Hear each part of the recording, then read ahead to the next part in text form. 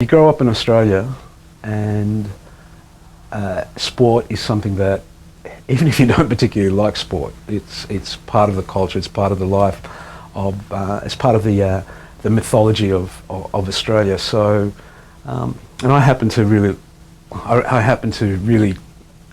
like sport, and I'm really interested in sport. The idea came to me in two ways, if I can explain it in that, and one of them was, after the success of the slap, I was obviously elated and excited about what was happening with that book.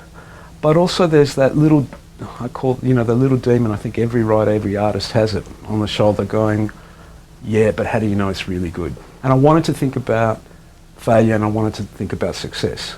And that led me to thinking about sports. I mean, one thing increasingly, in fact, I think part of the process of coming to understand myself as a writer and working as a writer has made me more fascinated by the sports world. And part of it was, for me, the cleanness of the achievement, if I can express it in that way. So the metaphor I had in my head was that first person across the line, the first person who touches the block in the swim. They are the fastest person in the world. They are the fastest person in Australia. They are the fastest person in that championship.